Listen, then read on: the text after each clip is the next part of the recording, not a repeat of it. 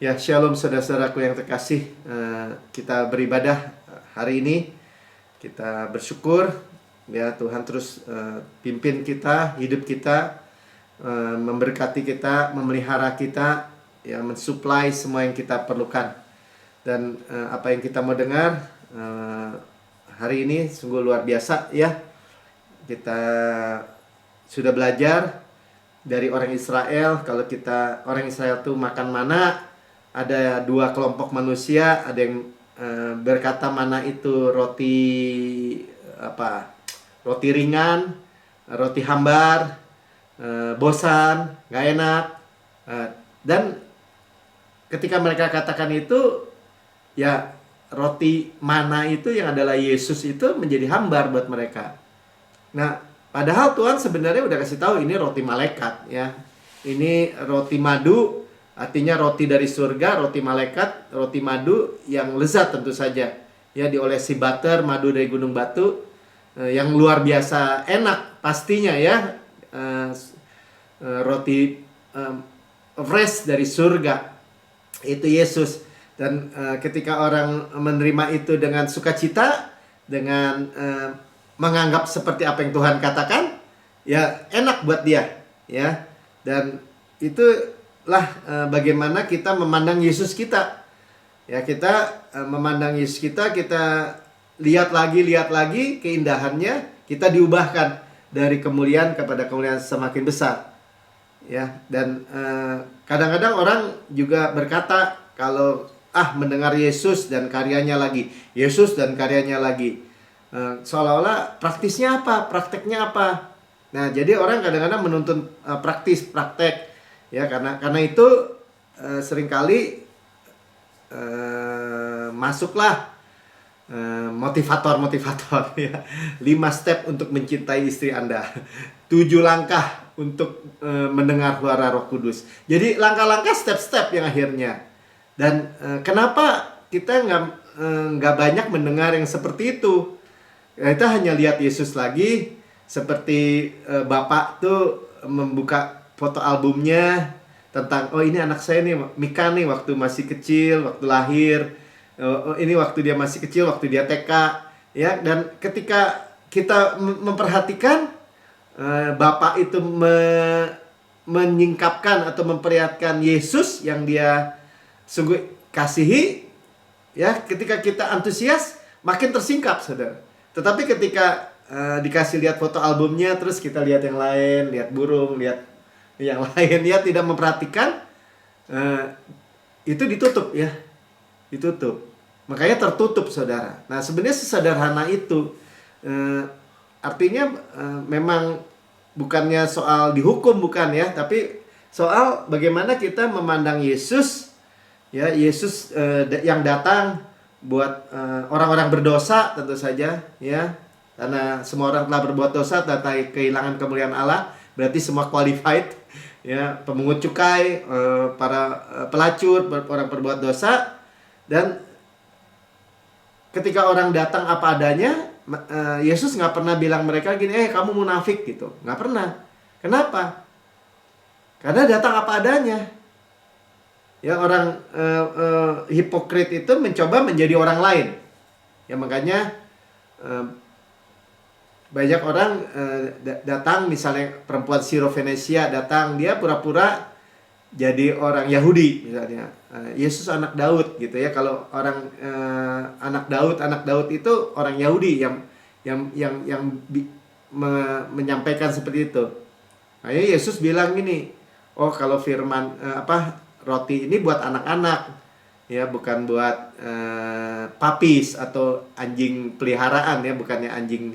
Memang betul ya, orang Israel bilang Gentiles itu, orang asing itu anjing ya, orang Samaria itu anjing. Tapi Tuhan memberikan, Yesus mengatakan papis, anak anjing peliharaan.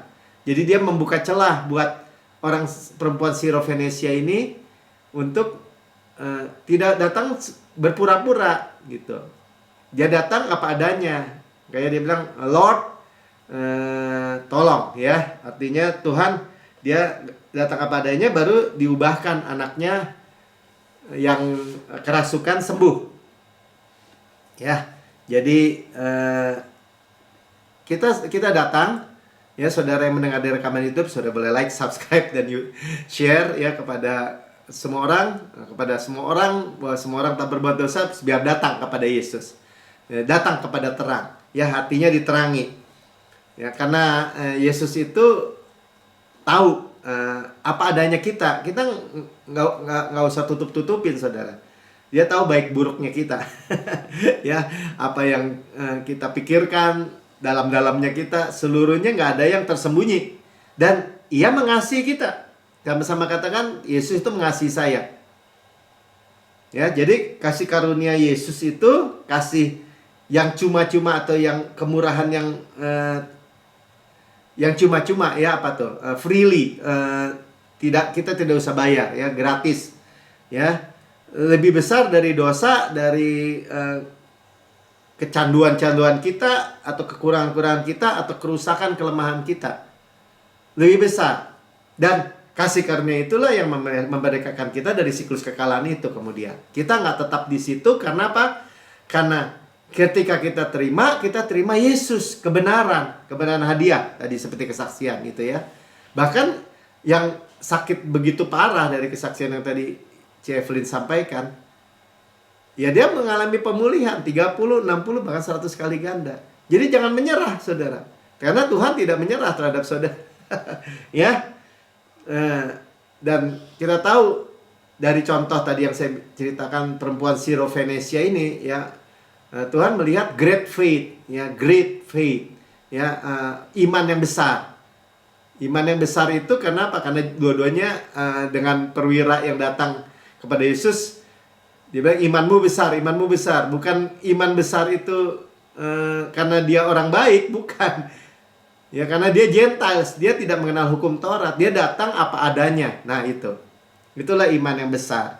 Ya, hanya tahu Yesus bisa menyelamatkan, atau Yesus juru selamat, Savior.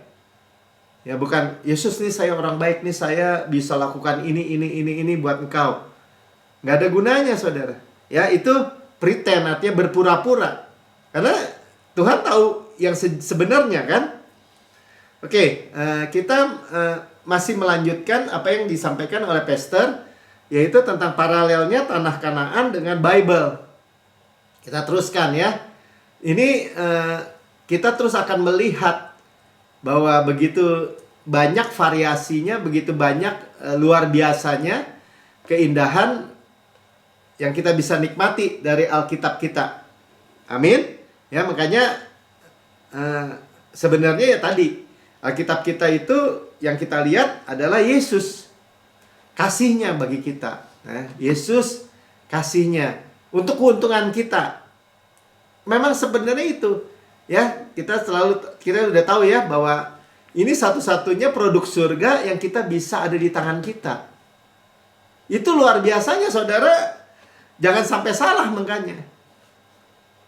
Ya, makanya iblis menarik lagi orang-orang percaya oleh iman atau kasih karunia dan kebenaran iman, mau dicoba ditarik lagi ke bawah penghukuman, upaya diri. Jadi gini saudara ya, kalau kita melihat gambaran tabut aja, untuk melihat dalamnya hukum Taurat itu, karena di dalam tabut itu ada 2 loh batu kan, dan pemberontakan manusia terhadap pemimpinan Tuhan, tongkat Harun, dan bokor mana tuh. Isinya mana? Tentang apa? Pemberontakan manusia terhadap penyediaan Tuhan. Untuk melihat dalam itu semua, harus menyingkirkan mercy seat, tutup pendamaian. Harus menyingkirkan Yesus. Makanya gak ada iman, saudara. Ya, jadi sebenarnya susah-susah gampang tuh, gitu ya. Ya udah, karena kita terima bukan lagi tuntutan, tetapi supply. Ya putuskan, saudara, putuskan. Karena Yesus sudah kerjakan itu semua buat saudara dan sebagai saudara di kayu salib 2000 tahun yang lalu. Itu kebenarannya. Nggak perlu ditambah-tambahin lagi. Dan ketika kita menerimanya, kita menikmatinya. Ya. Nah, kita menikmati tanah yang berlimpah susu dan madu. Saya ulangi aja bacanya dengan cepat ya. Ulangan 8 ayat 7 sampai 8 sampai 9 ya. Sebab Tuhan Allahmu membawa engkau masuk ke negeri yang baik. Ya, bahkan very very good land di ayat yang lain ya, bilangan. Tanah yang amat sangat baik. Sama-sama katakan amat sangat baik. Suatu negeri dengan sungai, mata air dan danau yang keluar dari lembah-lembah dan gunung-gunung. Artinya apa? Mata air yang keluar, yaitu firman yang keluar. Kan tadi kan paralel antara tanah perjanjian ini dengan Alkitab. Mata itu keluar di keadaan kita di lembah, di keadaan kita di gunung. Mata air kebenaran itu membual-bual gitu. Ya, kalau di ayat yang lain di sumur, sumur di rumah kita. Ya, kalau mata air, sungai, danau di luar rumah, membual-bual juga. Itu tanah Kanaan kita ya. Suatu negeri dengan gandum dan jelainya, dengan pohon anggur, pohon ara, pohon delima. Suatu negeri dengan pohon zaitun dan madunya. Nah, kan madunya dulu ya. Suatu negeri yang berlimpah, flow, mengalir susu dan madu.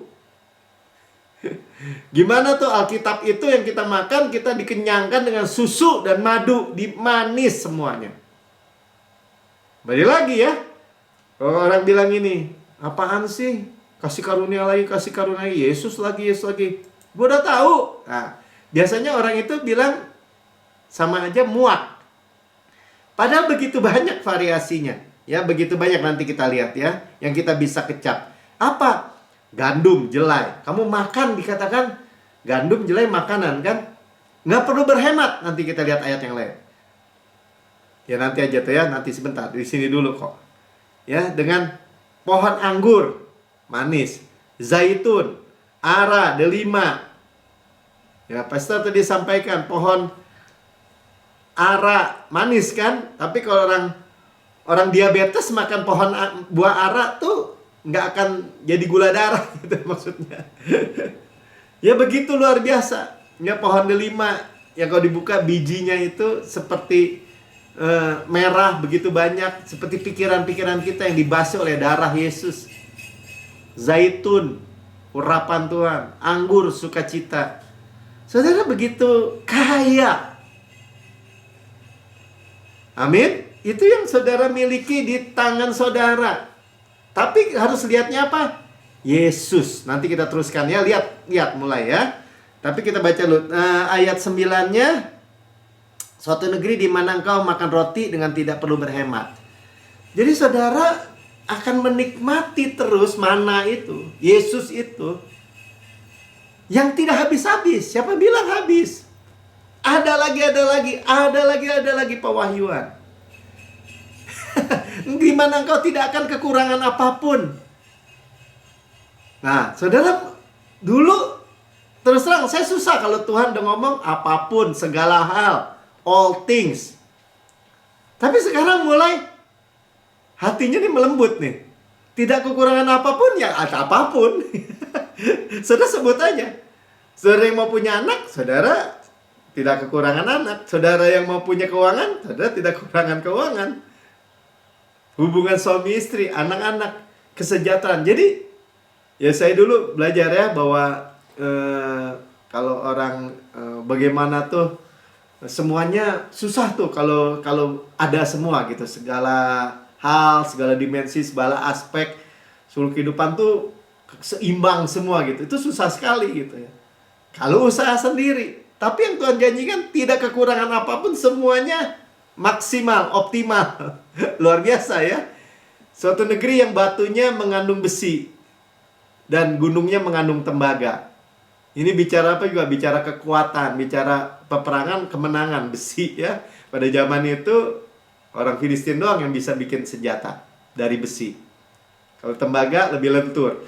Artinya apa? Saya katakan, Tuhan suatu negeri yang memiliki harta karun ya. Dia bilang batunya mengandung besi, gunungnya mengandung tembaga. Luar biasa. Amin. Amin ya. Jadi kalau di Mesir ya, mereka hanya tahu Sungai Nil. Ya, jadi mereka hanya tahu kelihat ke bawah. Tetapi kalau di Israel, di Kanaan, mereka hanya melihat ke atas. Kenapa? Karena Tuhanlah yang menurunkan hujan.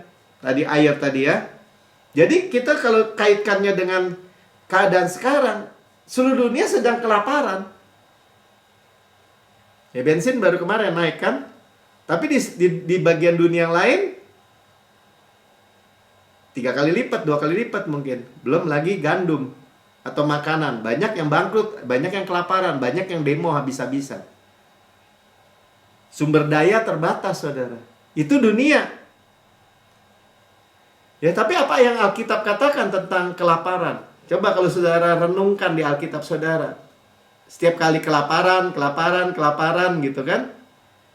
Maka kelaparanlah waktu zaman Ishak misalnya. Ishak menabur di tanah kering, menghasilkan 100 kali lipat. Selalu ada kemakmuran pada waktu kelaparan. Jadi Tuhan berbuat sebaliknya dari keadaan dunia. Saudara, yang saudara dengar hari-hari ini adalah saudara ada di waktu bahwa Tuhan akan memberkati dengan besar. Yang percaya katakan amin. Amin aja terima. Karena peristiwa kelaparan selalu berkat buat anak-anaknya. Ya, dan Ishak itu kalau kita lihat di Alkitab, Ishak itu siapa sih? Oh, Ishak anak Abraham, Pak Melki. Iya betul.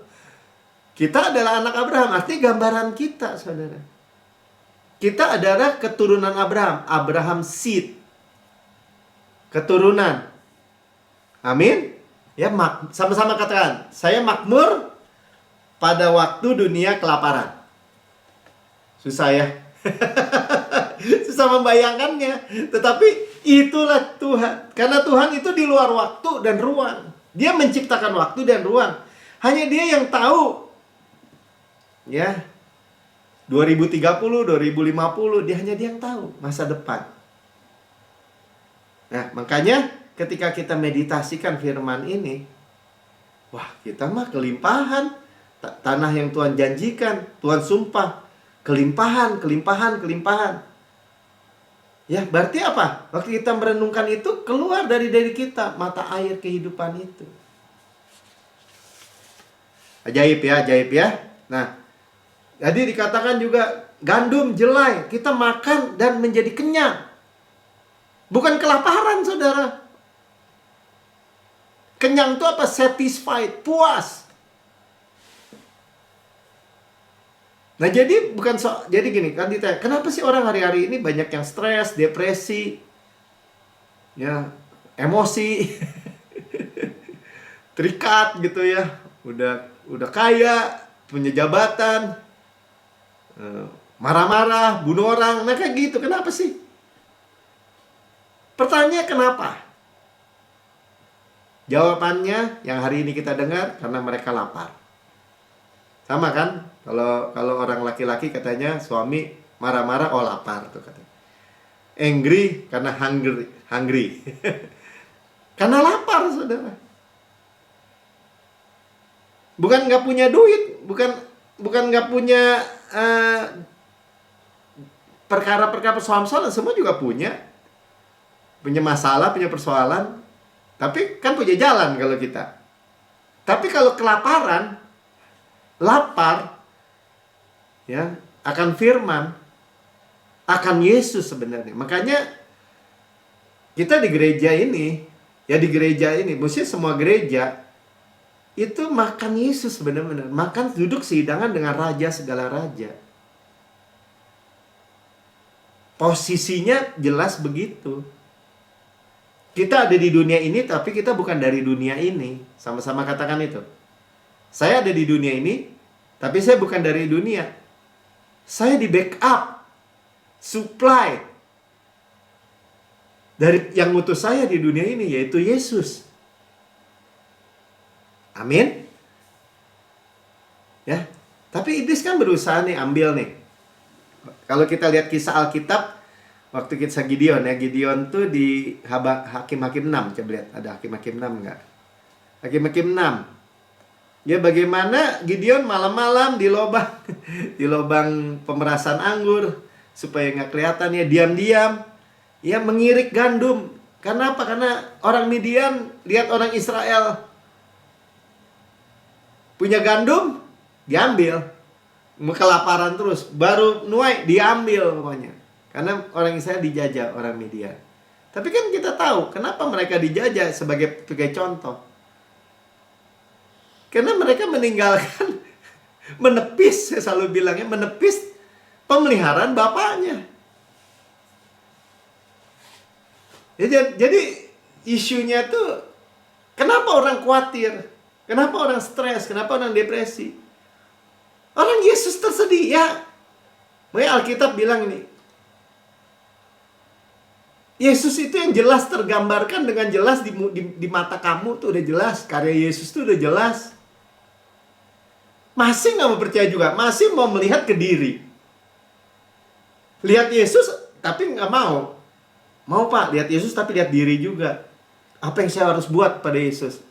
Enggak, apa yang Yesus buat terhadap saudara. Dan dia buat segalanya. Termasuk sifat-sifat buruk saudara yang akan hilang. Siklus kekalahan. Jiwa saudara yang merana. Atau apa, duka cita. Semua perkara saudara. Nah nanti kita akan lihat ya. Kenapa Tuhan memberi pandangan tuh seolah global aja gini gitu. Global tentang Yesus. Detailnya gimana Pak Melki? Gimana caranya saya bisnis? Gimana caranya saya belajar? Gimana caranya saya mendidik anak? Gimana 5 langkah untuk berbahagia? Gimana untuk sukses 7 langkah? Saudara, kenapa Tuhan nggak bicara detail seperti itu? Karena dia memberikan ruang kepada Roh Kudus. Roh Kudus yang akan nuntun saudara dengan hikmat itu. Karena beda-beda. Pastor tadi sampaikan ya. Sebenarnya orang dunia juga ngerti kan apa tuh bahasa kasihnya, misal orang seorang dengan yang lain tuh beda gitu. Misalnya diceritakan ya, seorang istri, kalau ada yang suka dikasih bunga, itu bahasa oh dia senang banget dapat bunga. Ada yang bilang, bunga buat apaan? Dikasih berlian, buat apa batu katanya. Dia nggak merasa dikasih. Nah makanya detailnya itu akan berbeda-beda, saudara.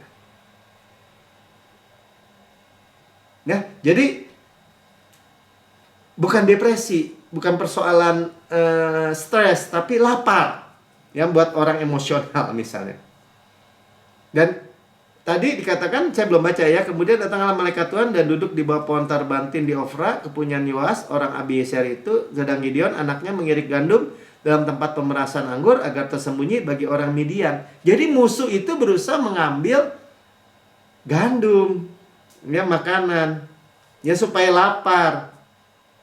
Dan kalau kita ini sekarang gini, berdiri, stand, ya for your food itu, berdiri. Nggak ada yang bisa ambil firman Tuhan di dalam hidup kita. Perkatakan kebenaran. Kalau iblis mau curi, mana bisa sih Pak Melki sehat terus misalnya gitu. Ya nggak bisa kalau usaha sendiri. Tapi kalau dari Tuhan, bukan hanya sehat terus, dimudahkan lagi. Mana bisa sih kemakmuran berlimpah, flow with milk and honey, susu dan madunya. Jual kemakmuran tuh sesat tuh. Kalau usaha sendiri, cinta akan uang, kemarin Papa Osman sampaikan, ya sesat memang. Tapi kalau supply dari Tuhan, hidup menjadi berkat karena diberkati, kelimpahan. Orang yang berlimpah lah yang bisa menjadi berkat. Namanya juga kelimpahan, modal gitu, membual. Baru orang lain bisa menikmati. Itu Yesus, saudara. Ya makanya kita makan di mana-mana. Bahkan ya 2 minggu lalu kita dengar ya, taruh Alkitab di mana-mana. Lagi di WC juga lagi itu bukan nggak boleh baca Alkitab. Ada orang bilang, nggak bisa tuh masa berdoa atau nyanyi atau baca Alkitab di toilet katanya. Yang nggak ada masalah, saudara. Karena apa? Karena sedikit remah-remah aja itu menyembuhkan. Kali tadi cerita perempuan Sirofenosia di awal ya, saya nggak buka ayatnya. Bukankah anjing itu atau papis itu anak anjing itu makan remah-remah yang jatuh dari meja tuannya. Dan itu yang menyembuhkan anaknya yang kerasukan, saudara. Yeremia 15 ayat 16. Apabila aku bertemu dengan perkataanmu, firmanmu, artinya firman Tuhan, maka aku menikmatinya. I ate them. Maka aku makan, dibilang. Firmanmu itu menjadi kegirangan, joy, sukacita bagiku, menjadi kesukaan, rejoicing hatiku. Hati yang gembira, obat yang manjur. Kenapa saudara jadi sehat terus? Karena saudara dan saya makan roti hidup. Kenapa saudara dan saya jadi umur panjang? Karena saudara dan saya makan air hidup, nafas hidup. Terus kita terima. Kenapa wajah saudara bercahaya, penuh kemuliaan? Karena terus memandang kemuliaan Yesus. Tuh ya, sebab namamu telah diserukan atasku. Namamu siapa? Yesus. Ya Tuhan Allah semesta alam. Perjanjian lama gak kenal Yeremia tapi ngomong. Tapi kita sekarang tahu nama Yesus, namanya siapa? Bapak Yesus. Amin. Ya. Jadi the joy of the Lord is our strength. Hati yang gembira, obat yang manjur, dikatakan. Ya, Yesus itu roti hidup, air hidup. Ya, untuk kita makan, saudara. Kita nikmati tadi kan, puas, satisfied. Ya, ketika tubuh ini menyentuh kehidupan, firman, ya kehidupan lah dalam hidup kita. Long life. Tapi kalau orang tubuh menyentuh kematian, nggak ada iman, hukum Taurat, ya menjadi tua, lemah, rapuh, sakit, mati. Sesederhana itu, saudara. Ya tapi harus stepnya gimana? Apa kita harus minum air putih tiap hari? Harus olahraga, harus melakukan ini, melakukan itu? Saudara, itu banyak di buku-buku. Tapi bukan itu juga. Biar Roh Kudus yang tuntun. Untuk si Melki, ya ini gitu, dia si hikmatnya ini. Ya tadi kan makanya saya katakan, memberikan ruang untuk Roh Kudus. Misalnya Tienpo gitu ya, yang dagang. Gimana Pak Melki dagang makanan gini di hari ini? Roh Kudus akan tuntun. Coba buka hubungan dengan Grab misalnya kali. Coba sama Gojek atau apa. Oh sekarang coba lihat makanan ini, coba bikin. Kan Roh Kudus yang nuntun. Ya masa saya di gereja, nih kalau orang hari ini dagang ini, 5 step langkahnya ini. Berbeda nanti kok, saudara. Ya, kita ada di tanah yang dikatakan makan tidak perlu berhemat, tadi dikatakan. Nggak ada batasnya, bermacam-macam. Seperti variasi kita mengecap makanan tuh. Lidah kita kan ada rasa asin, manis, asam, pahit, umami. Bermacam-macam rasa, saudara. Bahkan dikatakan orang dunia hanya tahu bilang gini, oh manusia yang terpintar aja baru memakai 10% daripada otaknya katanya. Jadi otak mungkin Einstein atau apa yang pintar-pintar ya, itu baru kepake maksimal 10%. Yang 90% di mana? Ya, itu adalah Roh Kudus nanti yang ngajarin. Ya bisa maksimal main kita hanya karena gift of Holy Spirit gitu. Karunia karena Roh. Itulah wisdom. Saudara nangkap rahasianya nih. Amin. Ya kalau saya berurusan misalnya rumah sakit sama dokter, apalagi dulu anak-anak. Dokter selalu bilang begini, bilang begitu, bilang begini, bilang begitu. Kadang-kadang seringkali pas tanya Roh Kudus nih mesti gimana? Dokter bilang ke kiri, Roh Kudus bilang ke kanan. Dokter bisa bilang sama saya, wah Pak, yang kayak gini nih, saya pernah dengar nih. Nanti Bapak pasti nyalain Tuhan. Ya enggak. Kenapa? Karena pasti Tuhan yang lebih berhasil. Karena dokter juga terbatas. ilmunya terbatas. Demikian juga ilmu ahli politik, ahli ekonomi, ahli finansial, ahli hukum. Bingung kan hari-hari ini. Ntar kita bilang ini hoak yang mana nggak hoak. Sebenarnya gimana sih? Motifnya apa sih? Nggak ada yang tahu. Ya, yang satu berkata gini, yang satu berkata begitu. Nah, makanya Tuhan kasih kita lihat overview dulu, ya. Ulangan 34. Waktu Musa menjelang wafat, mati, meninggal, dia dikasih lihat Kanaan oleh Tuhan. 34 ayat 1. Kemudian naiklah Musa ke dataran Moab, ke atas gunung Nebo, yakni di atas puncak Pisga. Nah, saya pernah ke situ. Lihat Israel. Ini di Yordan, ya, masih di negara Yordania, di perbatasan. Ada ular tembaga itu dibikin kayak patungnya gitu, ya, bukan patungnya lah, tiang, di atas tiang di situ. Nah, itu saya dapat melihat ketentangan Yeriko dekat. Lalu Tuhan memperlihatkan kepadanya seluruh negeri itu. Sama-sama katakan seluruh negeri itu. Saudara sudah melihat seluruh gambarannya itu, ya. Bahwa ini tentang Yesus dan karyanya yang sempurna di kayu salib. Sebagai saudara dan untuk saudara. Saudara tidak lagi hidup di bawah tuntutan hukum Taurat. Hukum Taurat menuntut kekudusan dari orang berdosa yang bangkrut. Sebenarnya hanya untuk apa, saudara? Untuk menyadarkan kita, tunggu Tuhan, saya butuh juru selamat. Tanpa juru selamat saya nggak bisa apa-apa. Dan juru selamat sudah datang. Makanya Tuhan memperlihatkan daerah Gilead sampai ke kota Dan, seluruh Naftali, tanah Efraim dan Manasye, seluruh tanah Yehuda sampai laut sebelah barat. Berarti sampai laut sebelah barat, ya, di Laut Merah, ya. Laut Merah, ya. Red Sea. Tanah Negeb dan lembah Yordan, lembah Yeriko, kota pohon korma sampai ke Zoar. Jadi saudara, Musa melihat overview. Saudara baca kitab Rut misalnya, saudara melihat overview secara bagaimana kasih Allah itu kepada manusia. Ya, panoramic view. Ya, kita melihat bagaimana Rut misalnya, nenek moyang Yesus. Ya, jadi nenek moyang Yesus. Kenapa? Karena Rut diambil sama Boaz.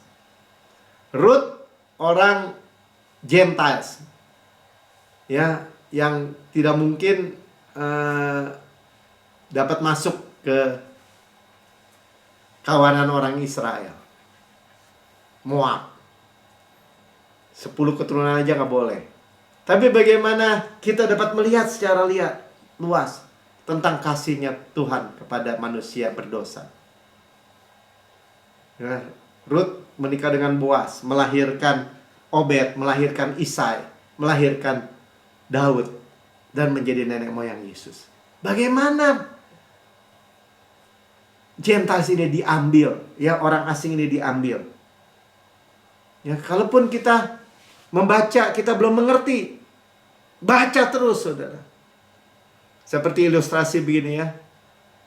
Seorang anak, ayahnya ngajarin pada dia, Pih, katanya, aku baca Alkitab, aku nggak ngerti. Kok aku disuruh baca terus? Ambil ember, katanya. Tuh, ambil ember yang bocor tuh. Ambil air di sana, bawa ke sini. Pas ambil, bawa, airnya habis, bocor. Ambil lagi, katanya. Ambil lagi. Udah 10 kali ambil, bolak-balik. Pih mau ngomong apa sih, Pih? Ini ember suruh bawa air, airnya habis. Ya, dia bilang, setidak-tidaknya kan kamu lihat, ya, bahwa embernya jadi bersih. Setidak-tidaknya saudara baca Alkitab, ya, kita menjadi dicuci gitu. Ya, waktu kita melihat Yesus, hal yang pertama, katakan hal yang pertama ketika kita baca Alkitab kita melihat Yesus. See Jesus. Ya, Word of Christ. firman Kristus. Ya, dalam terang, sekali lagi katakan sama-sama, dalam terang finish work, pekerjaannya yang sempurna yang sudah selesai. Kita lihat. Ya, sama seperti waktu Yesus bangkit, dia ketemu dengan mendatangi dua murid yang turun dari Yeriko ke Emmaus. Dua murid kan bisa, yang satu disebut ya Kleopas, suami istri Kleopas. Dan ketika Tuhan Yesus datang, Tuhan nggak bilang ini aku secara pribadi, enggak. Bagaimana Tuhan menjelaskan dirinya dalam seluruh Alkitab. Nah, ini menjadi pengajaran buat kita. Bagaimana kita melihat Yesus dalam seluruh Alkitab. Saya bacakan ya, Lukas 24 ayat 25. Perhatikan. Lalu ia berkata kepada mereka, "Hai kamu orang bodoh, betapa lamban hatimu." Bodoh, lamban hati. Kalau bodoh, orang bodoh nggak tahu. Ya, nggak tahu itu bisa juga karena apa? Karena nggak peduli, ignorant. Kalau lamban hati apa? Udah tahu, tapi tidak percaya. Nah, dijelasin kan? Sehingga kamu tidak percaya segala sesuatu yang telah dikatakan para nabi. Ya mungkin dia tanya kan, apa itu Tuhan? Nah, bukankah Mesias? Nah, lihat ya. Bagaimana Mesias itu bicara apa? Bicara Yesus yang menjadi manusia, yang menjadi juru selamat. Mesias harus menderita semuanya itu dan masuk ke dalam kemuliaannya. Dia mulai menyingkapkan tentang dirinya. Tuhan bilang ini, kamu gak tahu para nabi itu bilang begitu? Nah, itu menjadi tuntunan buat kita. Ya, lalu ia menjelaskan kepada mereka apa yang tertulis tentang dia dalam seluruh kitab suci. Jadi kitab suci saudara, Alkitab saudara adalah foto album Yesus. Bagaimana kita melihat Yesus dalam seluruh Alkitab kita? Gimana Pak Melki? Sudah Tuhan menciptakan dari mulanya, pada mulanya gelap, terang. Ya itu Yesus itu terang. Kan belum ada matahari, belum ada benda penerang. Yesus itu terang. Tuhan menciptakan pohon buah kehidupan. Itulah Yesus, pohon kehidupan. Kalau saudara bisa melihat itu, Roh Kudus yang menyingkapkan. Bagaimana Yesus di kitab Imamat, Pak Melki? Ya, bagaimana Yesus menjadi korban bakaran, korban persembahan, korban penghapus dosa, korban penghapus rasa bersalah. Bagaimana Yesus itu di dalam gambaran bait suci. Bagaimana? Wah, luar biasa saudara. Ya tapi bagaimana Pak? Saya gimana bisa ngerti yang kayak gitu? Roh Kudus akan menuntun. Saudara juga bisa mendengar khotbah-khotbah yang menjelaskan. Tetapi kembali lagi, memang harus pilih-pilih. Jadi bisa memisahkan antara hukum Taurat dengan hukum Taurat perjanjian lama dengan Yesus kasih karunia perjanjian baru. Nanti kita teruskan ya. Ya, dari seluruh kitab suci, mulai dari kitab-kitab Musa dan segala kitab nabi-nabi. Pada waktu itu hanya ada kitab Pentateut kan, kitab Musa, Kejadian, Keluaran, Imamat, Bilangan, Ulangan. Ya, kitab nyanyian, Mazmur, di ayat yang lain ada memang ya. Mazmur, nyanyian, pengkhotbah, dan kitab nabi-nabi, nabi-nabi besar, nabi-nabi kecil, Yesaya, Yeremia, Yeskiel, nabi-nabi kecil. Dari seluruh kitab itu isinya tentang Yesus. Amin. Ya, jadi setiap huruf, bahkan kalimat huruf, ya huruf itu, satu huruf itu semuanya diwahyukan, saudara. Tetapi tentang Yesus. Ya. Misalnya Tuhan itu adalah Tuhan orang hidup. Waktu Tuhan berhadapan sama orang Farisi, makanya dia jelaskan, aku Allah Abraham, Ishak, Yakub. Aku Allah orang hidup. Berarti kita tahu Abraham, Ishak, Yakub itu hidup. Walaupun tidak hidup di dalam tubuh jasmani ini, mereka hidup. Dan firman Tuhan itu adalah kebenaran, gak ada hoax. Sudah bisa tahu pasti kebenaran. Kalau berita dunia tidak pasti, banyak hoax.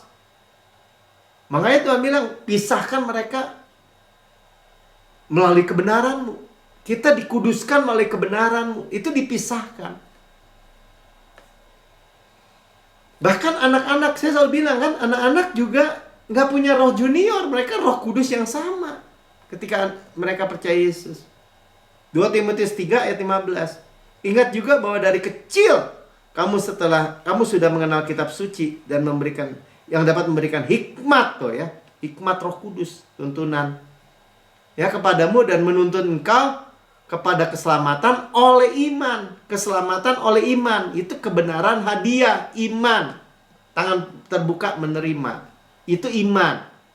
Terima. Mata uang surgawi yang berlaku itu hanya iman. Itu yang laku, memiliki opini yang baik tentang Tuhan, itu iman kepada Kristus Yesus. Timotius itu dari sejak kecil diajarin ibunya dan neneknya, Lois kan. Ayahnya orang Yunani, orang Gentiles. Kalau disebut Gentiles bukan orang Yahudi artinya. Ya. Jadi firman Tuhan, mengenal kitab suci itu firman Tuhan yang bicara tentang iman. Ya, makanya saya katakan Alkitab kita baca tentang Yesus dan karyanya. Itu memberikan hikmat. Hikmat yang penuh, utuh, sehat, makmur. Segalanya, saudara. Inilah yang makanya tadi kita baca di Lukas 24. Hai orang bodoh dan lamban hati. Ya obatnya apa? Ya tetap obatnya. Bagaimana Yesus yang ada, melihat Yesus yang ada di dalam Alkitab. Karena ketika kita melihat Yesus, iman bertumbuh. Jadi yang pertama ketika kita membaca Alkitab kita bahwa Perjanjian Lama kan di New Christian Church atau di Gereja Ciptaan Baru selalu bilang, orang bilang, oh kamu buang Perjanjian Lama. Enggak, saudara. Kita melihat Yesus. Seperti Rasul Paulus sering juga mengquote Perjanjian Lama, melihat Yesus di dalam Perjanjian Lama. Karena seluruh Alkitab kita ternyata tentang Yesus. Tadi kita baca kan, Yesus saja menjelaskan dirinya dalam seluruh kitab suci, artinya Alkitab. Melihat Yesus, sama-sama katakan. 2 Korintus 3, 17-18. Tetapi apabila hati seorang berbalik kepada Tuhan, maka selubung itu diambil daripadanya. Kalau nggak bisa lihat Yesus seperti orang Yahudi, karena ada selubung. 17. Sebab Tuhan adalah roh, dan di mana ada roh Allah, di situ ada kemerdekaan. Ya, bagaimana? Ya kita menerima Tuhan adalah roh. Tuhan akan menuntun kita. Kita terus dengar tentang Yesus. Kita melihat overview, kita melihat panoramik gitu ya, panoramic view, pandangan yang luas dalam seluruh aspek kehidupan ini. Ada kemerdekaan, saudara.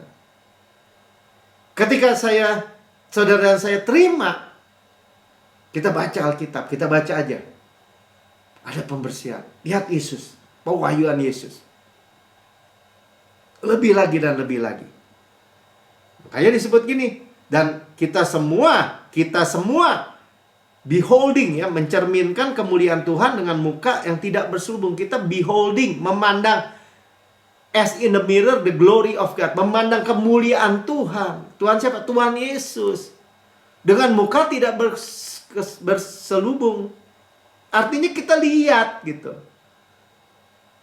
Sampai hari ini saudara mendengar firman Tuhan, saudara tuh lihat. Ya, dan karena kemuliaan itu datangnya dari Tuhan yang adalah roh ini. Jadi kalau saya bilang, ya jangan daging kan Pamer. Ya daging itu kembali ke daging nih manusia. Melihat ke diri. Kalau kalian bilang, karena Tuhan itu roh nih. Roh itu apa? Roh itu pasti memberitakan tentang Yesus. Roh Kudus itu memberitakan tentang Yesus dan karyanya yang sempurna. Pasti di pihak Tuhan Yesus. Kalau daging apa Pak Melki? Pasti di pihak manusia. Makanya kamu harus lakukan ini, tambahkan ini. Jangan lakukan ini, nanti dihukum. Itu daging, saudara. Nah, kalau gitu kenapa kemarin Tuhan ngasih itu?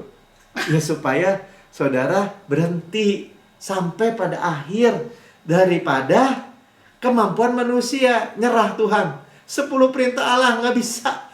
613 hukum, aturan, peraturan, ketetapan di bawahnya. Apalagi? Tahu aja nggak? Salah satu, salah semua. Nyerah Tuhan, nyerah.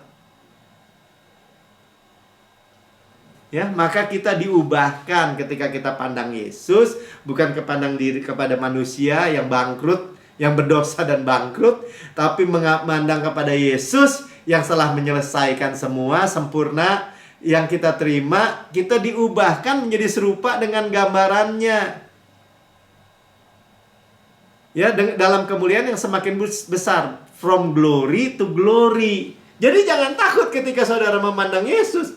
Ya, perilaku saudara akan berubah dari kemuliaan kepada kemuliaan. Bukan gini, wah, dengerin Yesus karyanya sudah selesai, kasih karunia karunia. Nanti orang keluar bikin dosa, bikin yang jahat, bikin wah macam-macam gitu. Orang firman Tuhan bilang dari kemuliaan kepada kemuliaan, gimana? Terbalik ya. Terbalik orang memandangnya.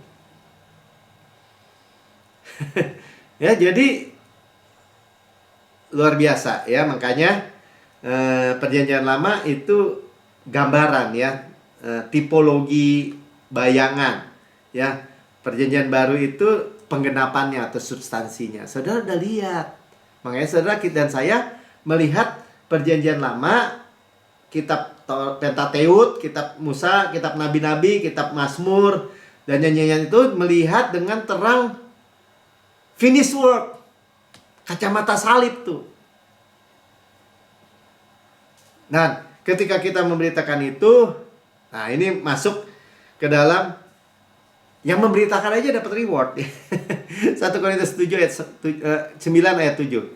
Siapa yang dikatakan ini kita melihat di perjanjian lama ya, bagaimana ini contoh Rasul Paulus melihat ayat di perjanjian lama, tetapi bagaimana hikmat pewahyuan Roh Kudus menuntun dia untuk mengerti kayak apa ya, menggali kedalaman gitu. Nah, ya contoh ya, siapakah yang pernah turut dalam peperangan atas biayanya sendiri? Berarti kalau orang perang, tentara perang, biaya siapa? Biaya pemerintah. Kasih baju, kasih seragam, kasih sepatu, kasih ransel, kasih senjata, kasih peluru. Ya, nggak ada yang perang katanya atas biaya sendiri. Siapa yang menanami kebun anggur yang tidak makan buahnya? Ya, arti nanam anggur, makan buahnya. Atau siapakah yang mengembalakan kawanan domba yang tidak minum susu domba itu? Nah, ini ya. 8. Apa yang kukatakan ini bukan hanya pikiran manusia. Bukan pikiran manusia, tapi hikmat Allah. Bukan hukum Taurat juga berkata-kata demikian. Nah, sekarang masuk ke dalam perjanjian lama ya. Bagaimana Rasul Paulus memandangnya. Sebab dalam hukum Musa ada tertulis, jangan engkau memberangus mulut lembu yang sedang mengirik. Lembukah yang Allah perhatikan? Jadi kalau mengirik tuh, misalnya menggiling tuh menggiling ya. Udah pernah lihat ini apa, gilingan tahu gitu ya, kedelai digiling gitu, keluar ininya. Nah ini mengirik juga begitu ya. Kalau kecil ya bisa pakai tangan, tapi kalau gede sekali ya pakai lembu kan, pakai lembu. Nah firmannya bilang gini, jangan memberangus. Atau memberangus, saudara pernah lihat anjing yang suka gigit kan, diberangus mulutnya gini kan. Nah kalau diberangus itu artinya gini, dia kan keliling. Nah,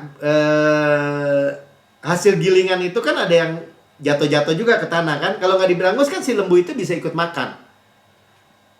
Nah, ketika ikut makan, terus Rasul Paulus dengan pewahyuan Roh Kudus berkata gini, emangnya lembu yang Tuhan pikirin pakai keluar ayat yang kayak gitu. Nah, ya. Nah, ayat 10, ataukah kita yang ia maksudkan? Nah, kita itu siapa ya? Ya, untuk kitalah hal itu ditulis. Jadi, for our sake, untuk kepentingan kita. Ayat itu untuk kepentingan kita. Nah, itulah kita membaca Alkitab dan Perjanjian Lama tuh kita lihat Yesus, ya kita lihat bahwa yang kedua ya, anggap aja yang kedua bahwa ini untuk kepentingan kita. Tuhan nggak kekurangan apa-apa.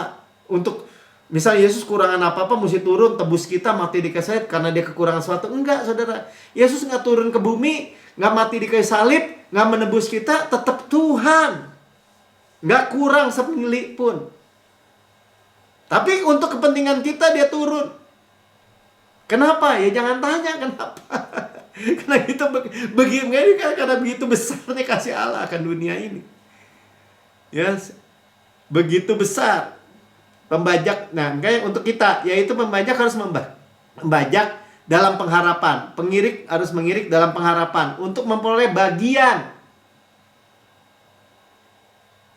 Saya menyampaikan firman, Injil, roti hidup, air hidup, gandum. Saya punya pengharapan mendapat bagian. Artinya apa? Saya selalu bilang juga di GCB yang sering dulu dengar, saya bilang gini, kalau nggak ada yang nggak mau dengar juga, saya tetap makan ini firman buat saya sendiri. Dan saya pasti menjadi orang yang, karena saya orang yang diberkati. Saya orang yang sehat. Karena Yesus semua pekerjaannya. Ya karena untuk kepentingan kita. Ya, sekali lagi ya, Tuhan memperlihatkan Yesus untuk kepentingan kita. Luar biasa ya. Ini ilustrasi. Atau saya selesaikan dulu ya. Sampai 11. Nah, jadi jika kami telah menabur benih rohani, bagi kamu berlebih-lebihankah kalau kami menuai hasil duniawi daripada kamu? Hasil duniawi. Ya, hasil di dunia ini. Tetap dari Tuhan, saya percaya. Saya suka lari-lari. Sepatu saya habis kalau lari-lari. Saya ngomong aja sama Tuhan. Bapak, sepatu saya sudah habis. Tuhan, saya mau sepatu. Datang tuh sepatunya tuh. Anak-anak saya tahu. Ya, contoh gini. Ada seorang kaya. Anaknya meninggal dan anaknya ada lukisan anaknya di rumah dia. Dan dia memiliki lukisan yang begitu banyak, mahal-mahal. Dan semua benda-benda antik, benda-benda yang mahal. Kemudian dia meninggal. Kemudian dia tulis surat wasiat. Dan di rumahnya itu ya dilelang lah ya semua hartanya ketika dia meninggal itu. Nah kemudian lelang pertama ada lukisan anaknya. Jadi anaknya dilukis gitu. Tapi anaknya karena Perang Dunia Kedua katanya meninggal ya. Ini cerita benar nih. Mati. Berarti dia lukisan itu dilelang yang pertama. Ya. Dan ketika lukisan anak itu dilelang dimulai ya, nggak ada yang mau menawar. Ya bahkan dinawar murah sekali. Ya dimulai $10 gitu. Nggak ada yang mau beli. Karena orang mengharapkan lukisan-lukisan orang-orang terkenal. Leonardo da Vinci, Rembrandt, atau lukisan-lukisan nama yang terkenal. Nah, ada seorang butler ya, apa tuh, koki gitu ya, yang pelayan di rumah itu tua, dan dia yang akhirnya membeli lukisan itu, lukisan almarhum orang kaya ini. Anaknya ya, lukisan anaknya. Ketika dibeli $10, ya, petugas lelang langsung tok lukisan ini untuk bapak itu. Dan sekarang lelang sudah selesai. Orang bingung kan? Loh kan masih banyak itu benda-benda seni yang mahal-mahal itu. Kok nggak diteruskan? Wasiatnya berkata kalau memiliki gambar lukisan anak ini, memiliki semua. Nah saudara, ini suatu gambaran. Ya, siapa yang mendapatkan anak, mendapatkan semua. Saudara, begitu simpel. Saudara mendapatkan Yesus, anak saudara mendapatkan semua. Kita melihat kasih Tuhan untuk kepentingan kita. Amin. Ya. Jadi tadi ayat 11 makanya dikatakan menuai hasil. Saudara mendapatkan Yesus, ya kan hal rohani, Pak. Bukan hanya hal rohani. Kesehatan, keuangan, keluarga, anak-anak, hubungan suami istri. Jadi kalau orang Kristen itu hancur-hancuran, something wrong gitu. Karena kita memiliki anak, memiliki segalanya. Hasil tadi kita baca. Lembukah yang Tuhan perhatikan? Sampai bertanya retoris kan Rasul Paulus. Bukan kamu. Sama nih, yang pelayan-pelayan Tuhan. 1 Timotius 5, 17-18. Penata-penata yang baik pimpinannya patut dihormati 2 kali lipat. Terutama mereka yang berjerih payah. Atau labor ya, mengerjakan, berkhotbah dan mengajar. Hore, Melki. Saudara juga. Ya, 2 kali lipat. Firman Tuhan. Janji Tuhan. Bukankah kitab suci berkata, janganlah engkau memberangus lembu yang sedang mengirik? Lagi, seorang pekerja patut mendapat upahnya. Jadi kalau orang tanya, Pak, kasih karunia nggak percaya reward dong, nggak percaya upah. Kan upah harus kerja baru dapat upah. Saya bilang terima. Segala sesuatu dari Tuhan, oleh Tuhan, bagi kemuliaan Tuhan. Modalnya Yesus, ngerjakannya Yesus yang kerjakan melalui saya. Terima upahnya saya terima, mahkotanya saya terima. Itulah apa ya, misteri yang luar biasa yang disingkapkan. Kita menerima bukan nanti lagi. Dari dunia ini mulai dari sekarang. Amin. Ya makanya praktis sebenarnya. Cuman mungkin bukan 5 step, 7 step, bukan. Gimana step menjadi kaya? Gimana menjadi pelayan yang berhasil? Memberitakan Yesus dan karyanya. Amin. Ya, jadi Tuhan memberikan ruang kepada Roh Kudus. Ya, beda-beda orang, beda-beda waktu, beda-beda tadi apa ya? Bahasa kasih apa gitu ya, beda-beda. Ya, karena untuk koreksi ada, saudara, tapi beda-beda. Ya, jangan salah. Orang nggak pernah dikoreksi, anaknya orang kaya nggak pernah dikoreksi. Mereka spesial bikin salah. Untuk apa? Untuk menarik perhatian orang tuanya. Kenapa tuh anak orang kaya narkoba? Nggak pernah ditegur sama ayahnya. Karena dia nggak pernah merasa dikasihi. Jadi dia narik perhatian. Kenapa orang kaya punya duit, nyuri, ngerampok, narik perhatian? Itu kan beda yang dibutuhkan hikmatnya gitu, saudara. Nah, bagian terakhir ya, Mazmur 136, beberapa bagian terakhir lah. Saudara sabarnya agak panjang nih. Nah, ayat 1, bersyukurlah kepada Tuhan sebab Ia baik, bahwasannya untuk selama-lamanya kasih setianya, untuk selama-lamanya hesetnya. Jadi pewayannya apa? Untuk selalu sadar, fokus akan heset. Heset itu kasih karunia. Sama-sama katakan kasih karunia. Ya, kasih setianya. Ini contoh ya, ayat 4, saya nyebrang aja. Kepada Dia yang seorang diri melakukan keajaiban-keajaiban besar, bahwasanya untuk selama-lamanya kasih setianya. Kepada Dia yang menjadikan langit dengan kebijaksanaan, bahwasanya untuk selama-lamanya kasih setianya. Kepada Dia yang menghamparkan bumi di atas air, bahwasanya untuk selama-lamanya kasih setianya. Jadi apapun Tuhan buat, apapun pekerjaan yang Tuhan kerjakan, betapa dahsyatnya Dia, tetap fokusnya apa? Selalu sadar, fokus kasih karunia. Bahwasannya untuk selama-lamanya kasih setianya. 7, kepada Dia menjadikan benda-benda penerang besar, bahwasannya selama-lamanya kasih setianya. Sudah lihat Alkitab, pemazmur berkata, ketika kita bicarakan kedahsyatan Tuhan, penciptaan Tuhan, kebesaran Tuhan, bahwasannya untuk selama-lamanya kasih setianya. Ya, jadi dalam segala hal yang Tuhan buat, tetap fokus His grace gitu loh maksudnya. Ayat 15 nih ya. Dan mencampakkan Firaun dengan tentaranya ke dalam laut Teberau. Loh kan bagi Firaun nih kabar buruk nih. Ya, tentaranya juga dimasukin ke laut Teberau, mati. Saudara melihat apa? Ya, saudara lihat bahwa orang-orang yang keras hati, mengeraskan hati menolak, ya, menolak, dia mengeraskan hati dulu. Makanya Tuhan mengeraskan hatinya. Tapi untuk apa?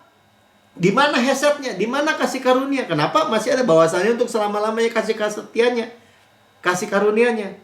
Bagi kita yang ia lindungi, bagi Israel yang dia lindungi, bagi Israel yang dia buat jalan membuka laut Teberau. Kan buat Teberau untuk orang Israel lewat, selamat. Tapi bagi orang yang mengeraskan hati, menolak Tuhan, ya jadi kuburan itu laut Teberau. Jadi tetap ya, cari hasetnya dari Alkitab, cari kasihnya, sama-sama dengan cari kasihnya. Amin. Jadi lihat kasihnya Tuhan. Balik ke 2 Korintus 3 tadi, tapi 13-16-nya saya baca ya. Tidak seperti Musa yang menyelubungi mukanya supaya mata orang Israel jangan melihat hilangnya cahaya sementara itu. Ya, jadi kalau Musa menutupi wajahnya kenapa? Karena kemuliaannya sementara. Jadi orang yang KKR menyikapkan dosa orang, bertobat, ada kemuliaannya, saudara. Kita harus akui ada kemuliaannya, tapi lenyap, ya, fade.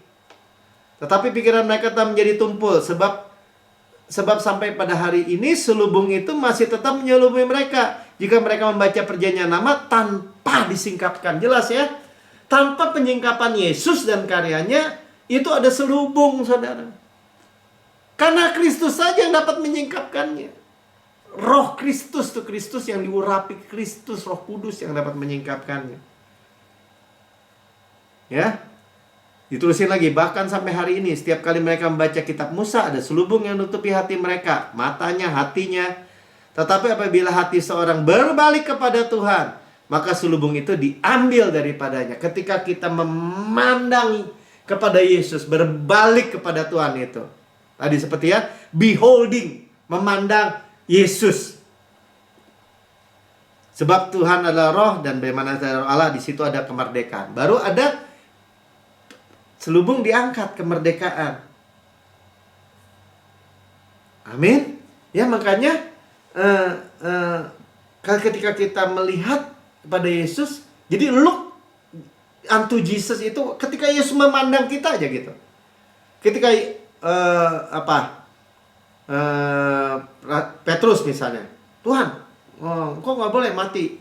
Ketika Yesus menceritakan bahwa dia harus ke Yerusalem dan mati, disiksa, Petrus bilang jangan. Itu Yesus dalam kitab Markus memandang kepada murid-muridnya. Ya kalau saya nggak mati, bagaimana mereka bisa hidup? Ya, ketika Petrus menyangkal Tuhan Yesus ketiga kali, pas yang ketiga Yesus memandang, lihat Petrus. Maka Petrus nangis menyesal. Ketika Yesus memandang domba-domba yang 5 roti 2 ikan beri makan, ya, bagaimana Yesus memberi mereka makan. Itu jadi satu pandangan Yesus aja cukup, saudara. Makanya itulah ajaibnya firman Tuhan. Ketika saudara bisa dan mau memandang Yesus. Amin. Ya. Kita maju lagi ke 2 Korintus 3 ayat 6 sampai 9. Ia membuat kami juga sanggup menjadi pelayan-pelayan dari suatu perjanjian baru. Sama-sama katakan perjanjian baru. Yang tidak tertulis dari hukum yang tertulis, tetapi dari roh. Jadi hukum yang tertulis ditulis oleh tangan Tuhan di dua loh batu itu kan. Ya, tapi roh ya lain, yaitu kita menerima Yesus. Ya, sebab hukum yang tertulis mematikan. Jelas ya. Saudara, kalau yang menyentuh kita kematian, ya mati. Tua, mati, sakit. Itu. Tetapi roh menghidupkan. Jadi kalau saudara bicara roh itu apa Melki? Roh itu lawannya daging. Daging itu upaya manusia. Roh itu adalah pekerjaan selesai Yesus. Gampangnya begitu aja. Ya, pelayanan yang memimpin kepada kematian terukir pada loh batu. 10 perintah Allah. Udah jelas tertulis oleh Rasul Paulus penyingkapannya. Namun demikian kemuliaan Allah menyertai pada waktu ia diberikan. Makanya tadi kan wajahnya Musa bersinar. Ada kemuliaan. Ada, saudara. Tetapi hilang gitu. Sebab sekalipun pudar bahasanya. Cahaya Musa begitu cemerlang sehingga mata orang Israel tidak dapat tahan menatapnya. Ya, jadi Musa menutupi bukan karena silaunya, bukan. Karena itu hilang, fade. Ya, maka pelayan itu datang dengan kemuliaan yang demikian, ya, dikatakan 8, betapa lebih besarnya lagi kemuliaan yang menyertai pelayanan roh. Lebih mulia, saudara, lebih mulia. Sebab jika pelayanan memimpin kepada penghukuman itu mulia, ini buat pembandingan, ada kemuliaannya. Betapa lebih lagi pelayanan yang memimpin kepada pembenaran, kebenaran hadiah. Pembenaran itu dibenarkan, bukan karena kita berlaku benar. Ajaib ya. Jadi ketika kita under grace, kita hidup. Ketika kita under law, kita kebakar habis, udah gitu aja.